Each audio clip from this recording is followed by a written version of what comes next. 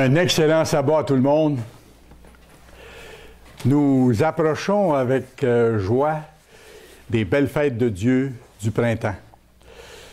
Dans peu de temps, on va reprendre le cycle des fêtes annuelles que Dieu nous a données pour comprendre son plan, pour comprendre ce qu'il est en train d'accomplir sur la terre actuellement. Le titre de mon sermon aujourd'hui, « Fête du printemps et repentance ». Et ce sont deux choses qui sont totalement indissociables. Pour vivre les fêtes du printemps selon Dieu, il faut être encore en train de nous repentir, c'est-à-dire en train de nous examiner pour éliminer le mal de nos vies. Comme on fait en préparation pour la fête des pains sans levain, on sort le levain physique de nos maisons, mais on fait la même chose sur le plan spirituel, c'est qu'on travaille à sortir le levain spirituel, tout ce qui est mauvais dans notre vie, qui est contraire aux lois de Dieu. Et c'est pour ça que les fêtes de Dieu du printemps, la Pâque et les pains sans levain, sont indissociables. Et elles sont essentielles aux yeux de Dieu. Allez dans 1 Roi, le chapitre 21, s'il vous plaît. 1er Roi, chapitre 21. Et ici, je vais me référer au récit d'un événement de l'époque qui est très révélateur, qui a une leçon profonde pour nous. On parle ici d'un très méchant roi, Achab, roi de Samarie. 1 Roi, chapitre 21, et on voit ici ce qui s'est passé. Après ces choses, voici ce qui arriva. Naboth de Jizraël avait une vigne à Jizraël, à côté du palais d'Achab, roi de Samarie. Et Achab parla ainsi à Naboth. « Cède-moi ta vigne. » Alors le roi voulait avoir la propriété de ce monsieur-là qui était juste voisine de son château. « Cède-moi ta vigne pour que j'en fasse un jardin potager, car elle est tout près de ma maison. Je te donnerai à la place une vigne meilleure, ou, si cela te convient, je te paierai la valeur en argent. » Mais Naboth répondit à Achab, « Que l'Éternel me garde de te donner l'héritage de mes pères. » Alors le monsieur tenait à garder ce qui lui venait de son père et à continuer à en prendre soin et à le développer. Achab rentra dans sa maison, triste et irrité à cause de cette parole qui lui avait été dite. Quand Naboth de Jizraël lui avait dit, « Je ne te donnerai pas l'héritage de mes pères. » Et regardez ce que le roi a fait. Pauvre petit roi. Il se coucha sur son lit, détourna le visage et ne mangea rien. Il était tellement triste. Il était simplement le roi. Il devait avoir d'autres possessions, mais il y avait un petit champ à côté de son palais qu'il voulait absolument posséder pour lui se faire un jardin. Et comme l'autre refusait de lui concéder, il était tellement triste. Mais vous regardez l'histoire. Sa femme a dit, vous regarderez vous-même après, « Ne t'en fais pas, moi je vais m'occuper que tu aies le champ en question. » Et ce que la dame a fait, c'est qu'elle a fait arriver des faux témoins contre cet homme-là et elle l'a fait lapider, elle l'a fait tuer, de sorte qu'elle a pu donner le champ à son mari. Alors, on voit toute la méchanceté de ça.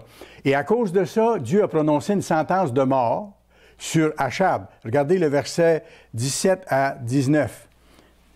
Alors la parole de l'Éternel fut adressée à Élie, ça c'était le prophète de Dieu, le Tishbite, en ces mots, « Lève-toi, descends au-devant d'Achab, le roi d'Israël à Samarie. Le voilà dans la vigne de Naboth, où il est descendu pour en prendre possession. Tu lui diras, ainsi parle l'Éternel, n'es-tu pas un assassin et un voleur? Et tu lui diras, ainsi parle l'Éternel, au lieu même où les chiens ont léché le sang de Naboth, les chiens lécheront aussi ton propre sang. » Alors la sentence de mort était prononcée sur ce méchant roi, sur cet homme vilain. Et regardez maintenant le verset 27 à 29, ce qui s'est produit par la suite. Après avoir entendu les paroles d'Élie, Achab déchira ses vêtements. Donc, il a été frappé par la sentence qui a été mise sur lui, par ce qui allait lui arriver, et l'homme a commencé à comprendre la laideur de son geste. Il mit un sac sur son corps et il jeûna. Il couchait avec ce sac et il marchait lentement. Et la parole de l'Éternel fut adressée à Élie, le Tishbite, en ces mots. On voit que le roi ici a regretté vraiment ce qu'il avait fait. il était vraiment malheureux de ça. Ce qu'il a fait, il a jeûné. Il a humilié son âme devant Dieu. Quand on jeûne, quand on se prive de nourriture et de breuvage pendant 24 heures ou parfois plus, à ce moment-là, on humilie notre âme devant Dieu pour s'approcher de lui, pour lui demander pardon de nos fautes et lui demander son aide. Et regardez comment Dieu réagit. Il dit, « Et la parole d'Éternel fut adressée à Élie en ces mots. As-tu vu comment Achab s'est humilié devant moi? Parce qu'il s'est humilié devant moi, je ne ferai pas venir le malheur pendant sa vie. Ce sera pendant la vie de son fils que je ferai venir le malheur sur sa maison. » Alors voyez-vous, comment Dieu a été touché, comment Dieu s'est laissé impressionner par l'attitude nouvelle de cet homme-là qui a regretté ce qu'il avait fait et qui a humilié son âme devant Dieu. Je vous dis ceci en commençant le message pour vous montrer que Dieu est sensible, très sensible, à une attitude de repentance, à une attitude de quelqu'un qui reconnaît ses fautes et qui veut changer et qui va jusqu'au point de s'humilier devant Dieu en jeûnant pour s'approcher de lui. J'ouvre une parenthèse, d'où l'importance pour nous, en approchant la fête de la Pâque et des pains sans levain, de jeûner aussi pour s'approcher de Dieu. Et Dieu sera sensible à votre geste de ce côté-là parce qu'il verra que vous voulez vous approcher de lui, que vous voulez faire mieux que dans le passé, comme moi aussi j'ai à faire mieux que dans le passé, et il va nous donner son aide, il va nous encourager. La repentance, je reviens à ça, c'est une attitude essentielle. Mais pas seulement une fois en passant. Parce qu'il est arrivé dans le passé que certaines personnes se sont repenties à un moment donné ou pendant une certaine période de temps et ont cessé par la suite de se repentir. Et le risque est de tout perdre dans ce cas-là aussi. Il faut que notre repentance soit continuelle et permanente jusqu'à la fin, jusqu'au retour du Christ. C'est ça, parce que si on diminue de se repentir, si on s'éloigne de Dieu et qu'on voit moins bien les choses et qu'on retourne dans nos anciennes voies, on risque de perdre notre vie éternelle. Il faut que cette attitude-là reste avec nous tout au long de la route jusqu'au retour de Jésus-Christ, même si à aucun moment donné, le long de la route, on sera parfait. Il faudra continuer à travailler vers la perfection. Ça, il ne faut pas que ça nous décourage, qu'on ne soit pas parfait, qu'il nous arrive encore de tomber, de manquer notre coup, soit par faiblesse, par ignorance ou autrement. Mais à ce moment-là, quand on demande pardon à Dieu, il nous pardonne et on continue le combat, tout simplement. Mais on continue vers le but. Et ce qu'on fait pour s'en aller dans cette direction-là d'une façon qui plaise à Dieu, c'est qu'on continue, d'ici le retour de Christ, de nous examiner. On s'examine régulièrement. Et plus particulièrement quand arrivent les fêtes du printemps, parce que l'accent est mis là-dessus. C'est le sens des fêtes, justement. La fête des pains sans levain représente la part qu'on a à faire, nous, pour éliminer le mal de nos vies. Il y a un très bon résumé de notre démarche à faire qu'on trouve dans Michée. Michée, chapitre 6. Michée, chapitre 6. Et on va lire le verset 8.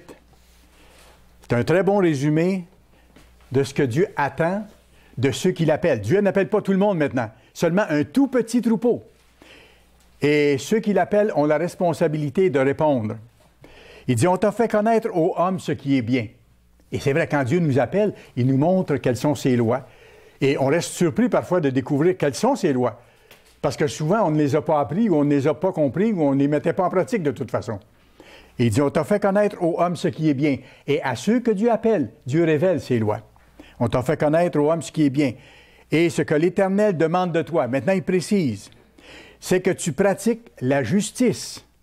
Parce qu'avant, on avait notre propre façon de voir les choses. Ça, c'est notre justice humaine. Moi, je pense que c'est correct de faire telle chose. Moi, je pense que c'est pas grave de faire telle chose. Ça, c'est ma justice humaine. Dieu dit, la justice humaine, c'est un vêtement souillé. C'est marqué dans les textes. Mais Dieu dit, c'est que tu pratiques la justice de Dieu, qui est la mise en pratique de ses commandements. Deuxièmement, que tu aimes la miséricorde. Et troisièmement, que tu marches humblement avec ton Dieu. Et on va voir globalement ce que ça peut vouloir dire et le lien que ça a avec notre approche des fêtes du printemps et avec le fait de vivre de tout cœur la fête des pains sans levain qui s'en vient. Est-ce que vous pratiquez la justice? Vraiment? Est-ce que je pratique vraiment la justice? Je m'efforce de le faire et je sais que vous vous efforcez de le faire. Mais on doit encore aller plus loin dans ce sens-là. Est-ce que je suis honnête? On peut se poser ce genre de questions-là. Est-ce que je suis honnête dans tout ce que je fais? Dans ma façon de parler? Dans ma façon de faire les choses avec les gens autour? Est-ce que je suis honnête selon Dieu? Est-ce que je respecte ma parole donnée? Deuxième chose, est-ce que je réfléchis avant de donner ma parole pour voir si je vais être capable de la garder? Mais après que je l'ai donnée, ne pas reculer, de faire exactement l'engagement que j'avais donné. Autre exemple, ne pas voler.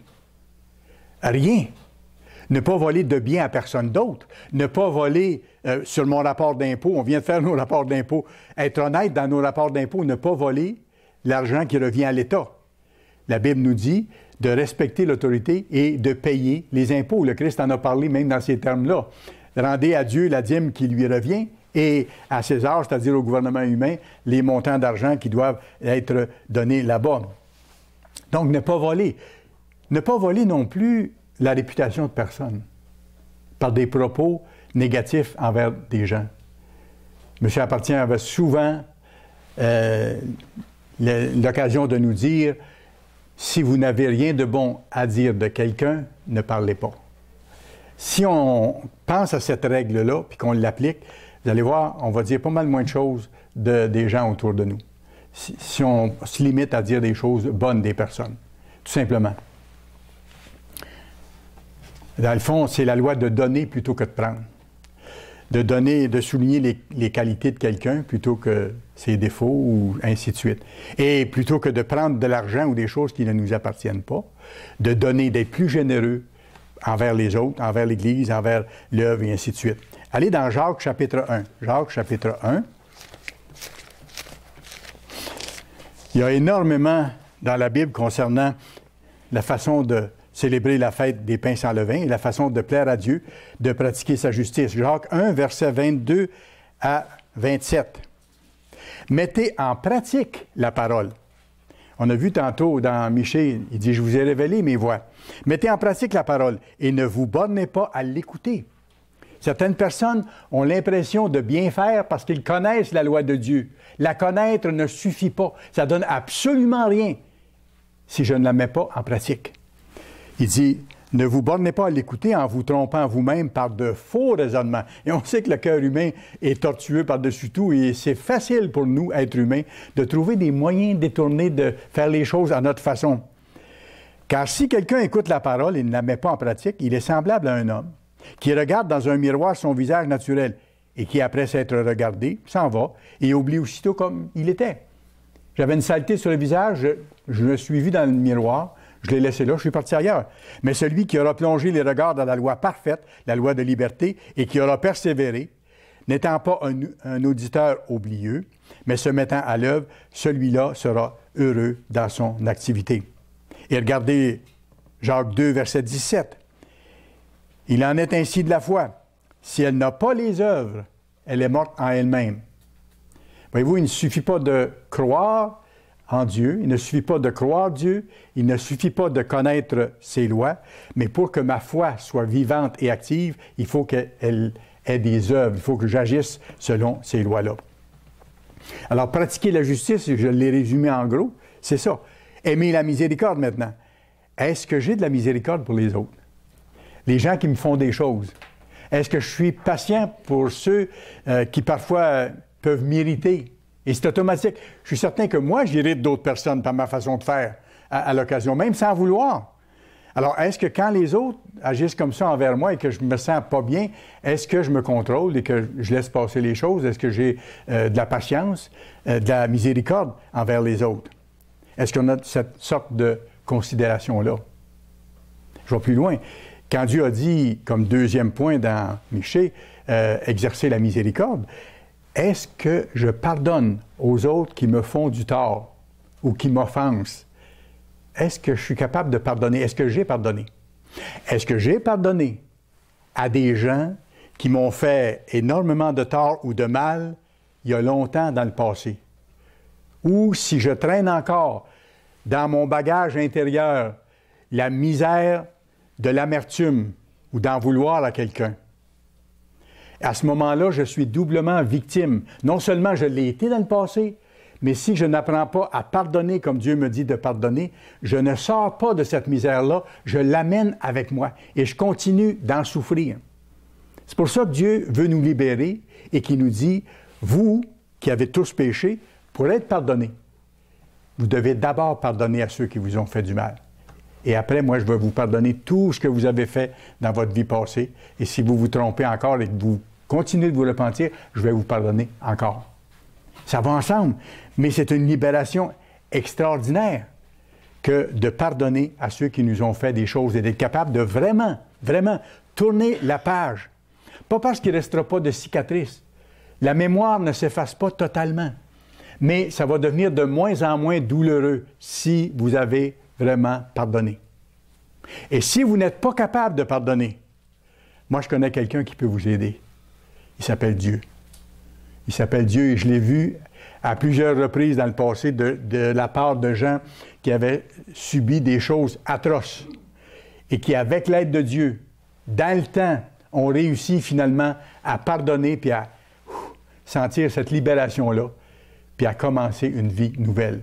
L'esprit paisible et le cœur paisible aussi. Comprenez-vous pourquoi Dieu dit dans la démarche pour lui plaire que nous, on doit exercer la miséricorde? Parce qu'il veut nous libérer. Il ne veut pas qu'on reste attaché à des fautes qu'on traîne de nous ou de la part d'autres. Troisièmement, le troisième point qu'on a vu dans Michée, marcher humblement avec Dieu. Dieu sait tout. Dieu veut qu'on marche avec lui, là, le cœur ouvert. Qu'on aille devant lui à genoux, qu'on lui dise nos problèmes, nos difficultés, les choses qu'on ne comprend pas, les choses qu'on a de la difficulté à accepter, pour qu'il nous aide à les accepter. Être capable de passer tout droit puis continuer notre chemin avec son aide. Et là-dessus, je vais vous montrer quelque chose qui est vraiment intéressant. Psaume 32. Psaume 32. Ça vaut la peine qu'on s'y rende. Parce que c'est une clé aussi pour être sur le chemin de la paix intérieure puis du bonheur réel. Psaume 32. On a vu tantôt qu'il faut apprendre à pardonner, mais ici, on doit apprendre à faire d'autres choses aussi. Marcher humblement avec Dieu, c'est-à-dire reconnaître toutes nos fautes, être vraiment transparent par rapport à lui, ne rien essayer de lui cacher. Il sait tout. Vous ne pouvez rien lui cacher. Et ça va lui faire plaisir si vous vous confiez totalement à lui. Regardez le psaume 32 ici, le verset 1 et 2. Heureux celui à qui la transgression... On va commencer au verset 3, pardon. Verset 3. David dit ceci. Tant que je me suis tu, autrement dit, tant que j'ai gardé le silence concernant les fautes que j'avais commises, tant que je ne les ai pas reconnues et admises devant Dieu, tant que je me suis tu, mes os se consumaient, je gémissais toute la journée. Je subissais le poids de ces fautes-là qui n'avaient pas été pardonnées et que je gardais en secret. C'est intéressant ce que David raconte comme expérience ici. Il dit, tant que je n'ai pas demandé honnêtement, totalement pardon à Dieu de certaines fautes, ça n'allait pas dans moi. Mes os se consumaient. J'avais des problèmes, même de santé physique, on va dire, de ce côté-là. Et regardez versets 1 et 2 maintenant. Heureux celui à qui la transgression est remise. Donc, heureux celui qui a reconnu ses fautes devant Dieu, qui a demandé pardon. À qui le péché est pardonné. Et Dieu ne demande pas mieux que de nous pardonner, mais il veut qu'on reconnaisse d'abord toutes les fautes qu'on a commises. Heureux l'homme, verset 2, à qui l'Éternel n'impute pas l'iniquité. Parce qu'une fois que c'est pardonné pour lui, ça n'existe plus. Et dans l'esprit duquel il n'y a point de fraude. Alors, voyez-vous, il ne doit pas y avoir de fraude dans mon esprit. Je ne peux rien cacher à Dieu et je dois avoir l'esprit totalement ouvert en ce qui concerne, d'avoir vraiment une attitude ouverte totalement. Même dire à Dieu, s'il y a des fautes que je ne vois pas, montre-moi-les pour que je fasse ta volonté. C'est intéressant de voir, aller dans Genèse chapitre 6, dès le début de l'histoire humaine. Vous avez ici l'histoire de Noé. Et Noé marchait avec Dieu. On a vu que c'était la troisième exigence de Dieu pour ceux que Dieu appelle. en plus d'exercer la miséricorde et de pratiquer la justice, on doit marcher avec Dieu, c'est-à-dire faire sa volonté. Et Noé est un exemple frappant de ce côté-là. Regardez le verset 9, Genèse 6. Voici la postérité de Noé. Noé était un homme juste et intègre dans son temps. Noé marchait avec Dieu. Allez au verset 22. C'est après la construction de l'arche qui a duré très longtemps, une centaine d'années. Dieu lui avait demandé de construire une arche, de faire les choses de telle façon. Il annonçait les choses qui allaient venir aussi. C'était un enseignant de Dieu, un prophète de Dieu, un ministre de Dieu. Et regardez, Noé a fait exactement ce que Dieu lui a dit. Et au verset 22, il est écrit, « C'est ce que fit Noé, tout ce que Dieu lui avait demandé. Il exécuta tout ce que Dieu lui avait ordonné. » Il marchait avec Dieu, c'est-à-dire qu'il s'est appliqué à faire sa volonté. Est-ce qu'il était parfait? Oh non, il n'était pas parfait. Puis quand vous regardez les récits, vous voyez que Noé a péché aussi, et on ne mentionne pas tous ses péchés, heureusement. C'est la même chose pour tous les êtres humains. Même chose qu'Abraham, le père des croyants. On voit qu'Abraham a commis plusieurs fautes, et parfois importantes. Dieu a pardonné, Dieu l'a aidé, comme il fait avec nous, comme il fait avec Noé. Mais quand il voit l'attitude qu'on a de vouloir se purifier totalement, d'enlever tout le levain de notre vie, graduellement en s'en allant vers le royaume, à ce moment-là, Dieu peut dire de vous et de moi, si nous faisons ça, voici une personne juste et intègre au temps de la fin. Et ça, c'est encourageant. Si vous êtes en train de faire ça, même si vous n'êtes pas parfait, Dieu dit de vous, vous êtes intègre et juste en les temps où nous sommes. Et ça, c'est tellement encourageant. Vous savez, Dieu a un projet extraordinaire. M. Armstrong avait grand plaisir à l'expliquer. Le projet de Dieu, c'est un projet de famille, de se faire une famille spirituelle, d'êtres humains, pour le moment, qui vont devenir des êtres divins, immortels, ayant la vie éternelle, qui vont œuvrer avec lui et son Fils pendant toute l'éternité. C'est pour ça qu'actuellement, il appelle quelques individus, qu'il leur donne son Saint-Esprit pour que ces personnes-là soient capables de changer et de comprendre son plan et d'être capables d'aller plus loin. Changer dans une démarche de repentir constant, jusqu'au retour de Christ. Je reviens à ça parce que c'est un élément important. Il ne faut pas ralentir. Il nous arrive parfois d'avoir certains ralentissements, mais il ne faut pas que ça dure. Il faut retourner tout de suite vers Dieu pour reprendre le chemin, reprendre la course de bonne façon, repentir constant. D'ici notre naissance spirituelle. Jean 3, verset 6, le Christ a dit ceci, « Ce qui est né de la chair est chair. » Ça, c'est vous puis moi aujourd'hui. Nous sommes des êtres humains charnels, physiques. Et là, après, il donne la dimension de ce que nous allons devenir si nous sommes fidèles à Dieu, si nous changeons avec son esprit. Il dit, « Ce qui est né de l'esprit est esprit. » On n'est pas encore rendu là. On a une partie de son esprit avec nous pour être capable de comprendre, ou en nous, si nous sommes baptisés et que nous avons reçu l'imposition des mains de la part d'un ministre de Dieu. Dieu est en train de travailler avec nous pour nous amener à terme. Mais actuellement, on s'en va vers l'immortalité. On ne l'a pas encore. Pour recevoir l'immortalité, pour recevoir la vie éternelle, il nous faut nous examiner régulièrement tout au long de notre vie et continuer à changer. Pourquoi? Pour devenir comme le Christ, qui est notre standard, notre modèle parfait. Et en imitant ceux qui l'ont imité, comme l'apôtre Paul, comme M. Appartient, comme M. Armstrong. Ce n'étaient pas des gens parfaits, mais c'est des gens avec qui Dieu a travaillé et qui avaient à cœur de changer, et qui l'ont fait jusqu'au bout, qui se sont endormis dans la foi. Paul l'explique clairement. Regardez dans Philippiens chapitre 3. Philippiens chapitre 3. On va lire le verset 17 à 21. Regardez ce que Paul dit.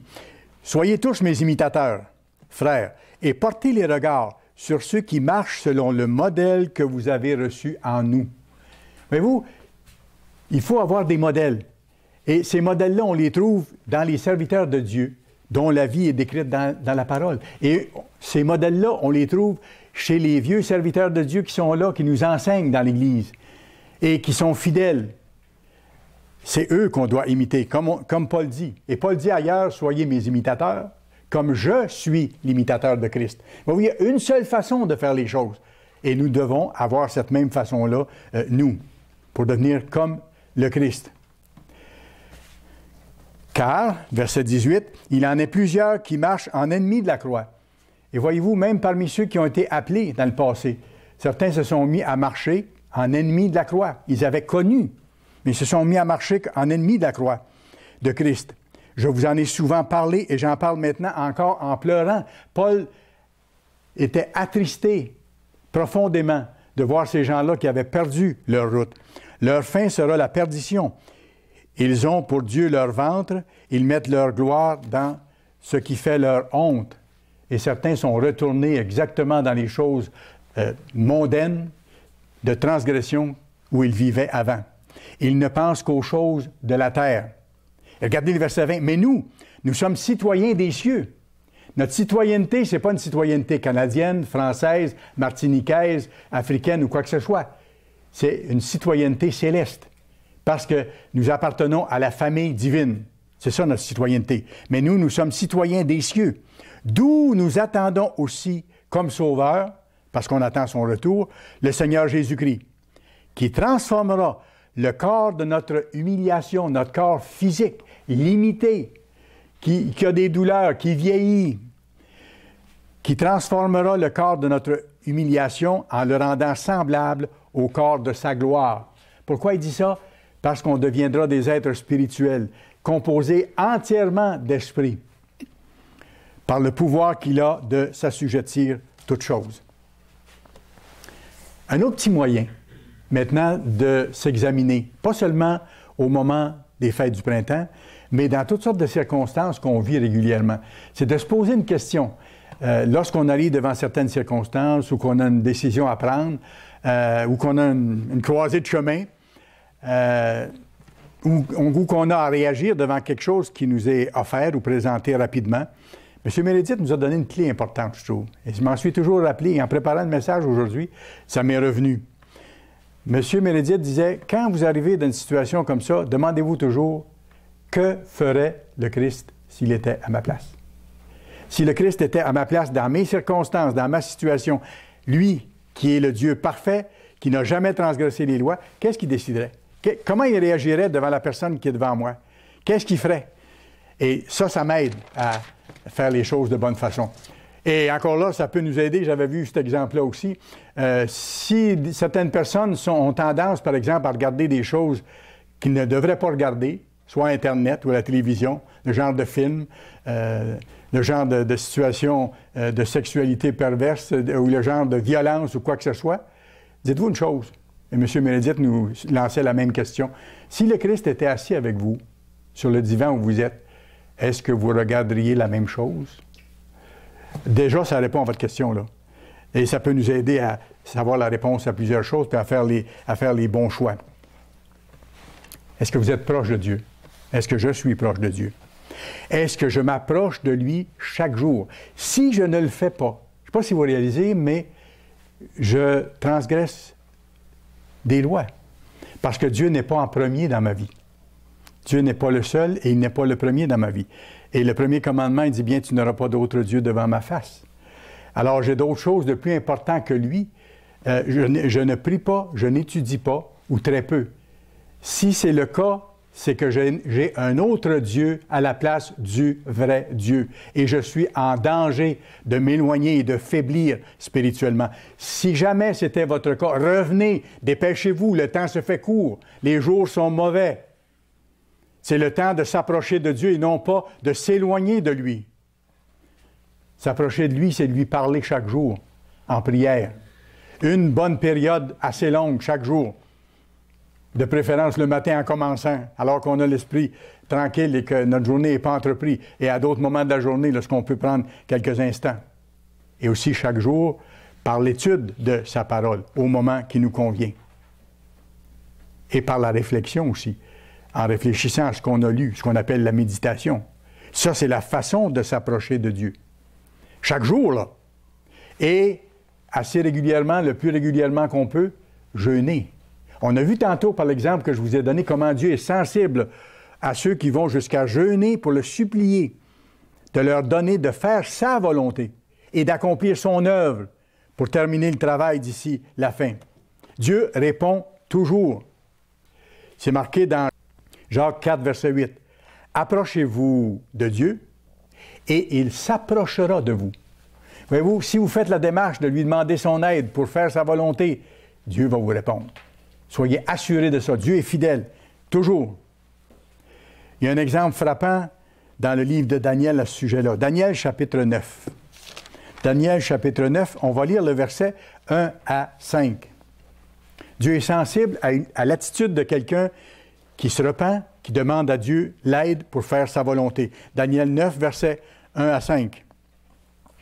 La première année de Darius, fils d'Assuérus, de la race des Mèdes, lequel était devenu roi du royaume des Chaldéens.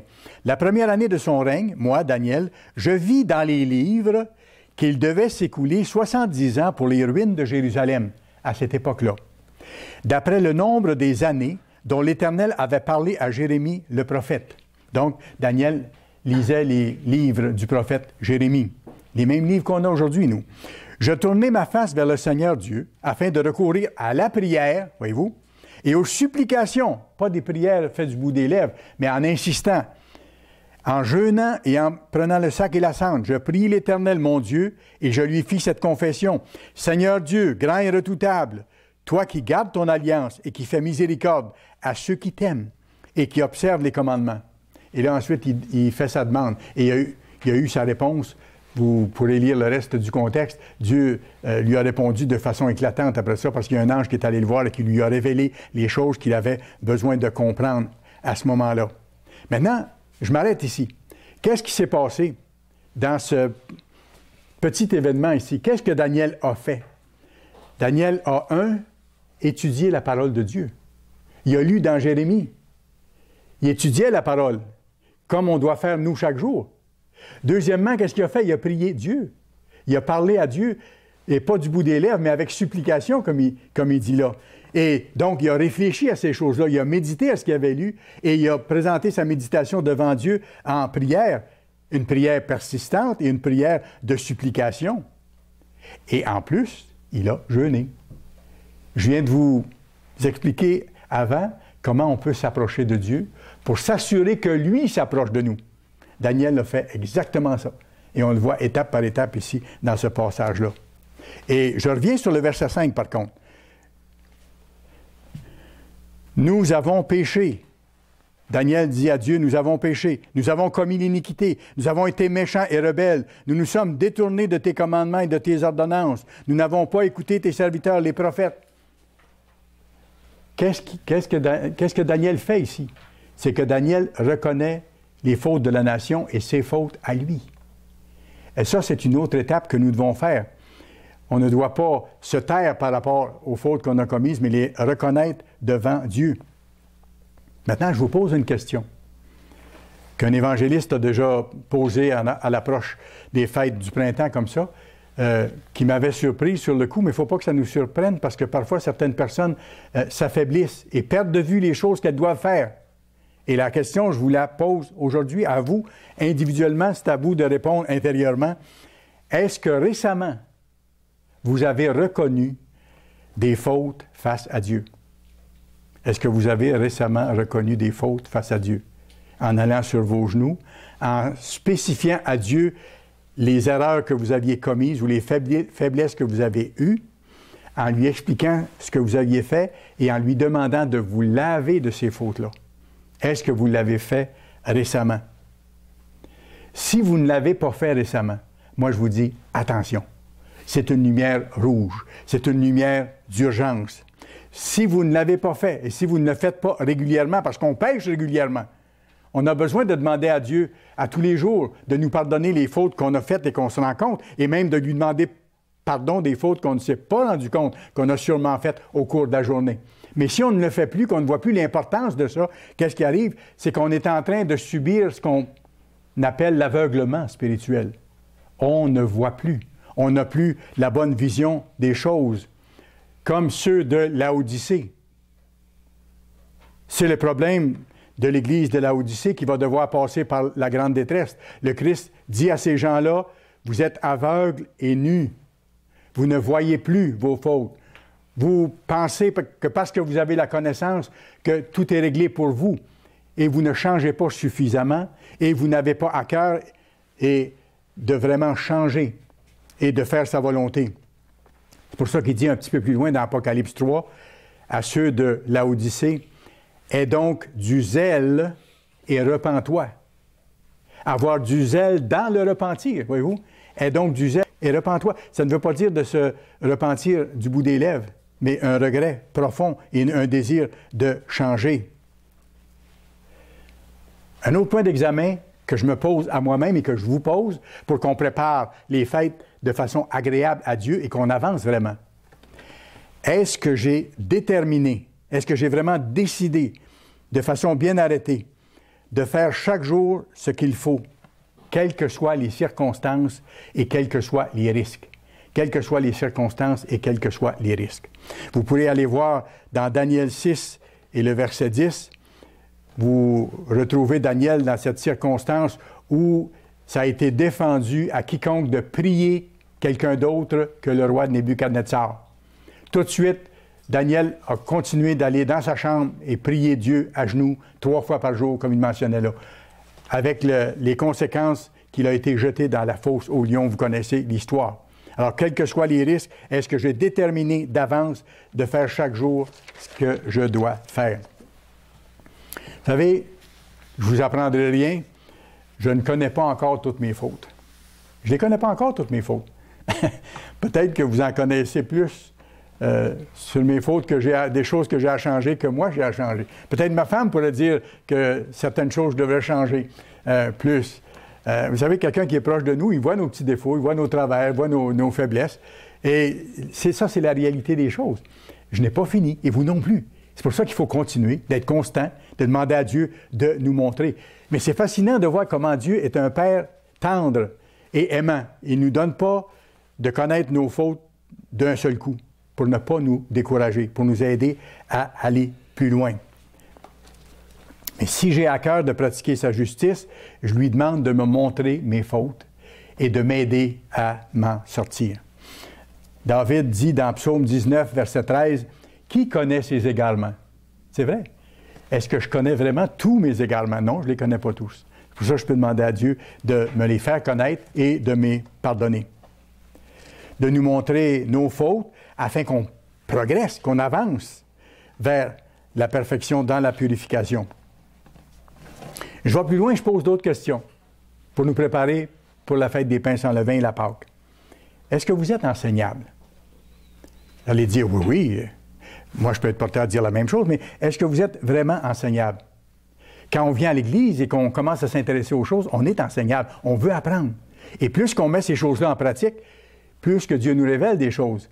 Et on doit devenir encore plus enseignable. Mais après quelques années, est-ce que je continue à être encore enseignable? Heureux les débonnaires, car ils hériteront la terre. Les débonnaires, c'est ceux qui sont enseignables, justement, qui ont un cœur bien disposé. Si vous êtes enseignable encore, et si je suis encore enseignable, il y a une façon bien simple de le connaître, de le savoir. Est-ce que je relis encore les mêmes choses que j'ai lues plusieurs fois, en y mettant mon cœur, même si c'est des choses que j'ai déjà vues? Est-ce que je m'attable à écouter des sermons qui ressemblent étrangement parfois à d'autres sermons que j'ai entendus? Parce que justement, je dois approfondir et que je dois solidifier ma foi et me nourrir de la parole de Dieu. Si je le fais, bien sûr, on n'a pas toujours la même fraîcheur physique pour être capable de suivre facilement, mais est-ce que mon intérêt est là pour me nourrir de la parole de Dieu dans ce sens-là chaque jour? De reviser mes notes, de reviser les brochures, de revoir le cours de Bible, ce genre de choses-là. Est-ce que je le fais? Si je le fais, oui. J'approfondis la parole de Dieu et je continue d'être enseignable. Est-ce que vous êtes capable d'accepter la correction? C'est important, parce que quand Dieu nous appelle, les premières choses qu'il fait, il nous corrige. Parce que là, il dit, regardez, vous observiez le dimanche, le jour du Dieu Soleil. Maintenant, je vous révèle que le jour qui m'honore, c'est le jour que moi j'ai mis de côté, que j'ai sanctifié, c'est le samedi, c'est le sabbat. Alors ça, c'est une correction. Alors là, soit je l'accepte ou non, j'ai le choix. Mais si je veux plaire à Dieu et si je veux m'inscrire dans sa famille, vers le royaume, vers la vie éternelle, je dois me laisser corriger et agir en conséquence. Est-ce que j'accepte les corrections qui viennent de la Bible quand je fais mes lectures? Est-ce que je regarde ce qui s'adresse à moi, dans le fond? Parce que tout s'adresse à moi si je n'ai pas changé encore tout ce que j'ai à changer. Est-ce que j'accepte les corrections qui me viennent de mes supérieurs, des ministres qui sont en dessous de moi ou des ministres qui sont immédiats? Est-ce que j'accepte les corrections ou les remarques d'un frère ou d'une sœur dans l'Église qui ont remarqué que j'avais un problème avec quelque chose? Si quelqu'un a un problème de boire trop, par exemple, de prendre trop d'alcool, et que je m'en rends compte, en tant que frère, je vais peut-être lui dire, est-ce que c'est pas un petit peu trop, alors que la Bible nous montre qu'on peut prendre de l'alcool, de la boisson, mais de façon modérée, pour garder toujours le contrôle de soi-même. Voyez-vous, c'est une correction affectueuse à un frère qui risque de s'en aller dans des problèmes encore plus graves. Alors, voyez-vous, si on est à l'affût de changer soi-même, on cherche à corriger notre tir. C'est ça, des corrections. Quand un avion s'en va vers son point de destination, elle fait des milliers de corrections en cours de route. C'est des systèmes électroniques, là, des corrections qui se font. C'est des corrections pour arriver au but. Et nous, c'est la même chose. On doit faire des corrections pour arriver au but. Autre question. Est-ce que vous et moi, est-ce que nous sommes consciemment déterminés à maintenir cette attitude d'examen de choix et de repentir jusqu'au retour du Christ? Est-ce que je suis constamment déterminé à maintenir cette attitude-là, à avoir mes petites antennes pour voir ce que je peux changer encore? Et quand on me montre, soit la Bible, soit un frère, soit un ministre, ou qui que ce soit, quand on me montre que j'ai des choses que je devrais changer, est-ce que ma première réaction, c'est de dire, je vais y penser, puis si c'est vraiment le cas, je vais changer, je vais demander à Dieu son aide? Continuez-vous de le faire, ou si, sans trop le réaliser, vous avez diminué ou ralenti par négligence, par usure du temps ou par impression de routine, cessez de le faire. Si je cesse de le faire, je suis à risque. Et je retourne dans le monde parce que le monde ne se repent pas. Le monde ne regrette pas ce qu'il fait. Le monde fait ce qu'il fait puis il a plaisir à faire ce qu'il fait. On le sait, on le voit. Même dans les choses extrêmement mauvaises. Il y a des gens qui volent, qui n'est jamais assez, même s'ils mettent les autres dans des situations épouvantables.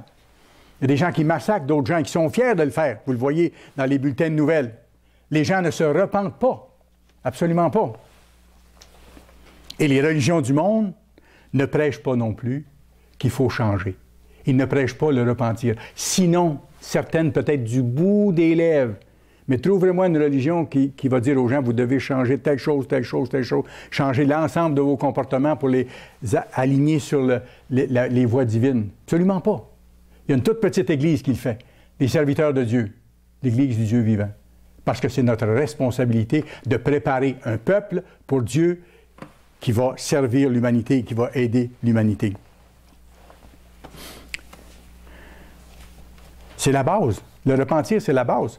C'est pas pour rien que dès le début de son ministère, vous regardez ça dans Marc 1, verset 14-15, le Christ, quand il a commencé son ministère, qu'est-ce qu'il a dit? « Repentez-vous et croyez à la bonne nouvelle. » Le repentir, c'était la base, c'était le début. Et le repentir, c'est plus que de regretter. C'est plus que d'être attristé seulement pour un temps. C'est un choix. C'est une décision constante de se mettre à obéir à Dieu et de pratiquer ses lois. C'est intéressant, j'ai retrouvé une définition que M. Armstrong donnait du repentir, justement, et qui décrit très bien. La repentance, c'est un changement de mentalité et d'attitude. Voyez-vous, ça commence à l'intérieur. La repentance, selon Dieu, c'est un changement de mentalité, de façon de penser et d'attitude. Les attitudes, ça, c'est ce qui en suit. Les façons de faire. C'est un changement de notre attitude charnelle envers Dieu et de notre rébellion contre ses lois pour adopter une attitude contraire, c'est-à-dire une attitude d'amour, l'amour de Dieu, qui consiste à mettre en pratique ses commandements. Vous savez, tous les êtres humains au départ, par nature, on a une nature humaine au point de départ, ne veulent pas se soumettre à Dieu, et j'ajoute une chose qui est bien importante, et ne peuvent pas se soumettre à Dieu. Ils ne peuvent pas se soumettre à Dieu. On ne peut pas reprocher à qui que ce soit de ne pas comprendre les vérités bibliques et de ne pas se mettre en action pour obéir à Dieu. Ils ne le peuvent tout simplement pas. Quand ils seront appelés, Dieu va leur donner ce qu'il faut pour être capable de se mettre en marche. Voyez-vous? Nous, on a à le faire maintenant. Et non seulement se mettre en marche, mais se rendre au but si on ne veut pas tout perdre. Romains 8. Romains chapitre 8. C'est très clair ici. Romains chapitre 8. Et regardez ce que dit le verset 7. L'affection de la chair. L'affection de la chair, ça, c'est notre nature humaine au point de départ, avant que Dieu nous appelle. Pour tous les êtres humains, qui qu'ils soient, l'affection de la chair, c'est la nature humaine.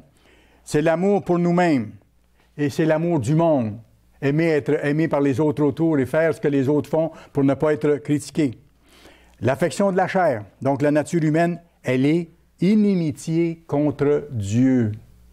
Est-ce que c'est assez clair? C'est ennemi de Dieu. Parce qu'elle ne se soumet pas à la loi de Dieu, elle ne le fait pas de façon naturelle, elle est contraire à ça. Et deuxièmement, et qu'elle ne le peut même pas. C'est ça que je vous disais, elle ne le peut même pas. Et tant que Dieu ne vous a pas appelé, vous ne pouviez pas le faire, ni le comprendre, ni avancer dans ce chemin-là. Regardez versets 5 et 6. Ceux, en effet, qui vivent selon la chair, qui font les choses du monde, avec toutes ces transgressions de la loi, s'affectionnent aux choses de la chair. Tandis que ceux qui vivent selon l'Esprit s'affectionnent aux choses de l'Esprit, à la façon de vivre que Dieu nous montre. Et l'affection de la chair, c'est la mort, tandis que l'affection de l'Esprit, c'est la vie et la paix. La vie et la paix. On peut avoir, oui, des circonstances difficiles, mais on peut avoir la paix d'esprit au milieu de circonstances extrêmement difficiles. Comme Daniel, on le voit clairement dans ses écrits, Daniel avait la paix d'esprit au milieu de circonstances extrêmement difficiles. Les voies et les attitudes du monde ont tellement envahi nos cœurs depuis qu'on est tout petit qu'on ne peut tout simplement pas les éliminer tout d'un coup. On ne peut pas les éliminer tout d'un coup. C'est pour ça que la Bible nous dit qu'il faut croire dans la grâce et dans la connaissance. Il y a une croissance graduelle. Le développement en nous du caractère de Dieu se fait dans le temps. Dans le temps. Ça veut dire des choix, ça veut dire des décisions, volonté, diligence, ténacité, persévérance. Ça veut dire aussi une soumission de notre part, là, totale. On n'y arrive pas tout d'un coup, mais un désir de soumission totale et inconditionnelle à notre grand Dieu, notre Créateur, notre Sauveur et à ses voies. Ça veut dire aussi un désir réel de changer totalement. On est engagé sur une voie où il n'y a pas de retour. Une fois qu'on a signé le contrat de l'alliance du baptême, il n'y a pas de retour. Il nous faut arriver au but, réussir, pour ne pas tout perdre. Et c'est pour ça qu'il nous faut garder le vrai repentir selon Dieu, celui qui mène à la vie éternelle. On a vu dans un psaume qu'on a chanté tantôt au début de l'Assemblée, ça donnait juste bien, ça m'a encouragé parce que ça allait directement avec le sermon.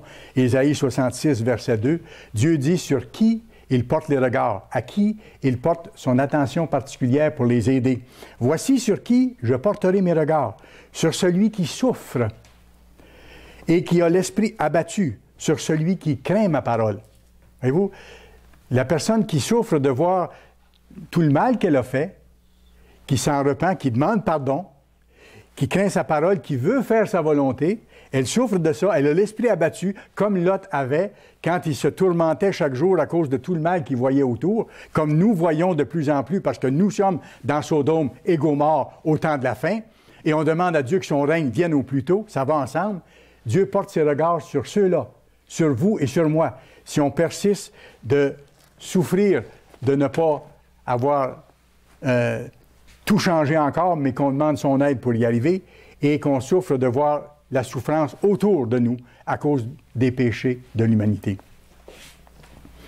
Le véritable repentir, selon Dieu, c'est un virage à 180 degrés. Un détournement total de nos anciennes façons de faire, de voir, de parler. Vanité, convoitise, jalousie, ressentiment, que ce soit à tort ou à raison. Parfois, on a du ressentiment parce que quelqu'un nous a fait du mal, et on a raison dans un sens parce que le mal était réel. Et parfois, c'est un mal qui est perçu. On pense que quelqu'un a fait telle chose ou on s'imagine que Alors, c'est pour ça que je dis, du ressentiment à tort ou à raison, on en a tous eu. On a tous vécu selon la loi de prendre, et on doit encore continuer à développer le contraire, la loi de donner. Ne plus être en compétition, développer la loi d'amour de Dieu, d'obéissance, de nous préoccuper des autres autant que de nous-mêmes. Hein? Tu aimeras ton Dieu de tout ton cœur, de toute ta force, de toute ta pensée, et ton prochain comme toi-même. Nous, on vient à troisième. On n'est pas éliminé complètement, là. On a des besoins, et Dieu veut qu'on s'en occupe aussi. Et on peut prendre plaisir à la vie et aux belles choses que Dieu nous donne. Mais il faut se préoccuper d'abord des autres. Alors, demandons à Dieu. Ça m'intéresse de le voir de cette façon-là, puis de lui en parler de même. Demandez à Dieu de m'aider de me voir comme lui me voit. Parce que lui, il me voit, il voit comme à travers d'un courant d'air. Il sait exactement tout en ce qui me concerne. Mais de m'aider à me voir graduellement comme lui me voit. Donc, pour que je sois capable de voir mes erreurs, mes fautes, mes faiblesses, et que je puisse les changer, que je puisse m'en départir, m'en débarrasser. Allez dans Galates chapitre 5, s'il vous plaît. C'est un autre petit moyen facile qu'on peut prendre pour voir où est-ce qu'on est rendu dans notre cheminement spirituel, dans notre développement qui n'est pas terminé. Nous sommes en gestation actuellement dans l'Église vers la nouvelle naissance. L'Église, c'est comme notre mère. On est à l'intérieur de l'Église. Elle nous nourrit des enseignements de Dieu. Elle nous montre le chemin à suivre. Elle nous encourage. Elle nous guide. Et nous sommes en préparation pour la nouvelle naissance. Mais voici une autre façon de nous examiner ici. C'est des outils. Ici, il est question des œuvres de la chair, qui sont les actions mauvaises, et il est question des fruits du Saint-Esprit. Vous les connaissez. Les fruits du Saint-Esprit, ce sont les résultats des changements par le Saint-Esprit dans ma vie. Des résultats qui doivent devenir de plus en plus évidents. Alors, lisons ça rapidement ici. Galates 5, versets 19 à 21. Il nous montre c'est quoi les œuvres de la chair qui sont contraires aux lois de Dieu. Or, les œuvres de la chair sont évidentes. La débauche, l'impureté, le dérèglement, l'idolâtrie, la magie, les rivalités, les querelles, les jalousies, les animosités, les disputes, les divisions, les sectes, l'envie, l'ivrognerie, les excès de table et les choses semblables. Et regardez ce qu'il dit après. Je vous dis d'avance, comme je l'ai déjà dit, que ceux qui commettent de telles choses n'hériteront pas le royaume de Dieu. Il met tout sur le même pied, hein? On pourrait dire, les excès de table, c'est pas grave. Même si je fais des excès de table, puis que...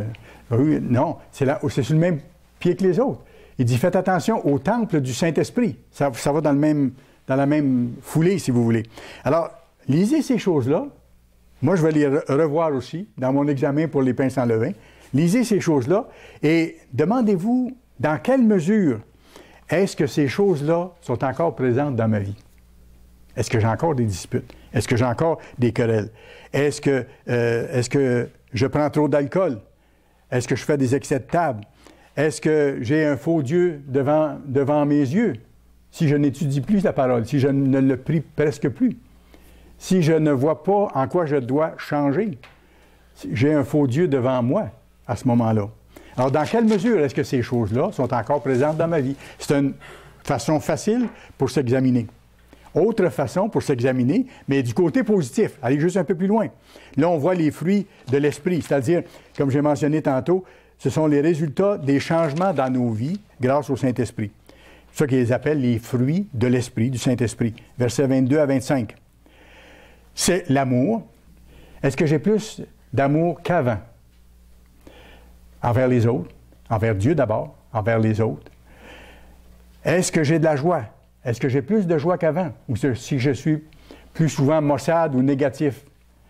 Est-ce que j'ai plus de joie qu'avant? C'est un fruit de l'esprit. Est-ce que j'ai une paix? Est-ce que j'apporte la paix? Heureux ceux qui procurent la paix. La patience. Est-ce que je suis un peu plus patient qu'avant? Je pense qu'on en a tous besoin. En tout cas, moi, j'en ai besoin. Et je dois m'examiner en regardant ça. Puis travailler à en demander plus, puis à la mettre en pratique. Quand des circonstances arrivent où je pourrais manquer de patience, c'est là que c'est le temps de pratiquer. Et c'est là que c'est le temps de téléphoner en haut tout de suite. Pour dire, Dieu, aide-moi à ne pas réagir tout de suite et à laisser passer les choses pour développer la patience que tu veux que je développe. Je l'ai faite à un certain niveau, mais j'ai encore à faire. Voyez-vous, en regardant les fruits de l'esprit et en me demandant dans quelle mesure je les ai ou je les ai pas, bien là, je peux m'ajuster et ça devient réel, ça devient pratique dans ma vie de tous les jours pour mettre en pratique les lois de Dieu et développer son caractère pour me préparer à enseigner aux autres dans le monde à venir. Alors, la patience, la bonté. Est-ce que j'ai de la bonté envers les autres? Est-ce que je me soucie de leur situation? Est-ce que je suis touché quand je vois des gens qui souffrent? Est-ce que j'en parle à Dieu dans mes prières? Des gens qui sont malades ou des gens qui sont victimes de la guerre et ainsi de suite. La bienveillance, la foi. Est-ce que j'ai plus de foi? M. Meredith a parlé beaucoup dernièrement de la foi. C'est pas pour rien. Parce qu'on approche d'une époque où il nous faudra avoir une foi solide. Et surtout, où il ne nous faudra pas avoir notre foi, mais la foi de Christ. Puis pour avoir la foi de Christ, il faut être proche de Dieu. Approchez-vous de Dieu et il s'approchera de vous. Il vivra en vous, le Christ vivra en vous et vous donnera sa force, son courage, son zèle pour être capable de passer à travers les choses qui viennent. La douceur. La douceur. Est-ce que je suis plus doux qu'auparavant? Même si j'étais doux auparavant, pour ceux d'entre vous qui étiez doux ou douces, certains, je le sais, c'est le cas, est-ce que vous travaillez quand même à devenir plus doux ou plus douce pour être capable d'aller vers la perfection? La maîtrise de soi. Est-ce que je maîtrise mes réactions? Est-ce que je maîtrise mes pensées?